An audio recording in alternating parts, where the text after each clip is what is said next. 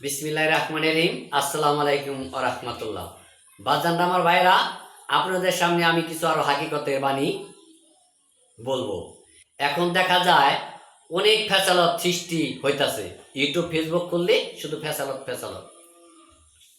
এক মাওলানা বলতাছে মানুষ মৃত্যুবরণ করলে তার খরচা খাওয়া বেদায় হারাম। আসল তো মানুষ তো মৃত্যুবরণ করে না, মানুষ তো দুনিয়ার পর্দার আড়াল করে, তাহলে কোরআন মিথ্যা হয়ে যাবে। পর্দার আড়াল করে তাহলে তার মৃত্যুবার্ষিক কেন পালন করবে? সে তো মৃত্যুবরণ করে নাই, দুনিয়া ঠিক আরেক জগতে চলে গেছে, তাহলে তার মৃত্যুবার্ষিক কেন করবে? আর এখানে আসি, দেখা যায় একজন মৃত্যুবরণ করলে তার বাড়ি খরচের দিন দাওয়াত দেয়, একজনে দূর টাকা পয়সা দিয়ে নানান কিছু নিয়ে খায়, মানে বিয়ার খাওয়ান, আনন্দ খাওয়ান। এরকম খাওয়ানে কাজ আসবে না বাজান ভাই আমার। আপনি টাকা পয়সা খরচ করে খান, আপনি বাড়ি খান। আর কেউ যদি তার বাপ মায়ের জন্য দানা খরচ করতে চায়, যে আমি কিছু দানা খরচ করে কিছু মানুষ খাওয়ান, তাহলে তার 10,000 টাকা খরচ করলে তার 10,000 টাকা খরচ করতে হবে, তার 1 লাখ। ওটা খরচ করবে, কিছু মানুষকে খাওয়াবে, ওই রিজিক ওই দানা খাওয়ানোর কারণে তার মা বাবার জন্য দোয়া করবে। এখন আসি, এই লোকগুলা কাকে খাওয়াইতে বলছে আল্লাহ কোরআন শিবে? গরিব এবং মিসকিন এতিম অসহায়দেরকে খাওয়াইতে বলছে, তাদেরকে দেয় কেন কিছু খাওয়া। বাজান আমার ভাইয়েরা, আরো কিছু ফেসালত দেখা যাইতেছে, বলতেছে খাসি কুরবানি দেওয়া হারাম।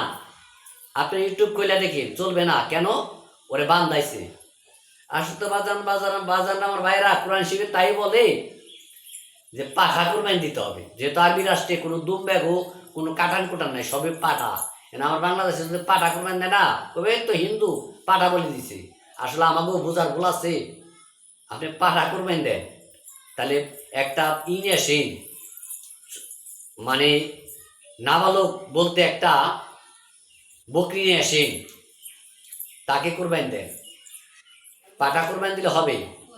এখন বলদো বাজান, বলদো তো ওটাও তো বান্ধাইছে, হিসাবে তো ওটাও আসে না। আপনি সে একটা ষাঁড় গরু কুরবানি দেন। আচ্ছা, ষাঁড় গরু কুরবানি দিবেন, যায় হাটে যায়, দাঁত দেয়, দাঁত 3-4টা ফেলাইছে নি, 3-4টা পড়ছে নি। বাজান আমার ভাইরা, কোরআনের কথা বলে নাই।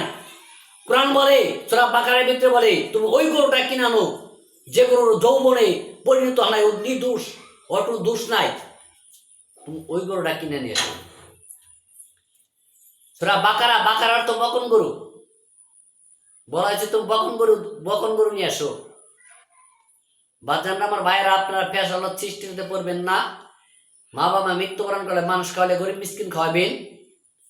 আর যদি কুরবানি করতে হয়, আপনি বরকি নিয়ে আসেন, পাটা তো অত পাইবেন না। আর তাছাড়া গরু কয়েকজন মিলা ভাগে দেন, নিখুঁত। এই জন্য আপনারা বেশি বেশি করে কোরআন পড়বেন, কোরআনের আইন মানবেন। অনেকে যদি বলতে পারেন আমরা তো কোরআন পড়া জানি না। বাজান না আমার ভাইরা, এখন বর্তমান পবিত্র কোরআন শিব বাড়িছে, আর বাংলায় অর্থ এবং বাংলায় তর্জমা সহ আপনি এগুলা পড়ে দেখবেন যে কোরআন শিবে আল্লাহ কি বলেছে। ঠিক আপনার এই কাজগুলো করেন। আমার এই যে ইউটিউব ফেসবুকে দেওয়া আছে, এগুলা পর্ব থাকে। বাজানরা আমার ভাইরা, আপনারা পর্বগুলো দেখেন, সঠিক রাস্তা চিনতে পারবেন, সঠিক পথে যাইতে পারবেন। কুরবানির মাংসগুলা কিভাবে কি করবেন, এটার আগের পর্বে দেওয়া আছে। আপনি কুরবানির পশুগুলা কোনগুলা কিনবেন, এগুলো দেওয়া আছে। আপনি এগুলা সবচেয়ে বেশি বেশি করে আল্লাহর আইন পালন করেন, আল্লাহর হুকুম মানেন। আপনি পথভ্রষ্ট হবেন না, সঠিক একজন মানুষ পাবেন না। সঠিক মানুষ ছিল তারাই। এখন বর্তমান মুন্সি মাওলানা পীর মাশায়েখ এরা সঠিক মানুষ না। সঠিক মানুষ সেরাই ছিল ওলি। যেহেতু এই কোরআন শরীফ ওলির কথা বলা হয়েছে, কোরআন শরীফের ইউনূসের 62 নম্বর আয়াতে বলছে, খুলে দেখেন, আল্লাহ ওলির কথা ঘোষণা করছেন। তারাই ছিল সঠিক মানুষ, তারাই ছিল সত্য মানুষ, তাদেরকে অনুসরণ করলে চলতো। কিন্তু তারা তো এখন উপাত হয়ে চলে গেছে গা। তাই এখন এই পবিত্র কোরআন শরীফ আর আমার মাওলাকে বিশ্বাস করেন, তাই আপনার জীবন ধন্য। সকলে ভালো থাকবেন, সুস্থ থাকবেন।